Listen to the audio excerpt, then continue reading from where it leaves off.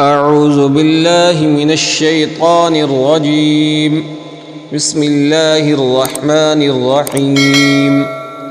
والسماء والطارق وما أدراك ما الطارق النجم الثاقب إن كل نفس لما عليها حافظ فلينظر الإنسان مما خلق من ماء دافق يخرج من بين الصلب والترائب إنه على رجعه لقادر يوم تبلى السرائر فما له من قوة ولا ناصر والسماء ذات الرجع والأرض ذات الصدع إنه لقول فصل وما هو بالهزل إنهم يكيدون كيدا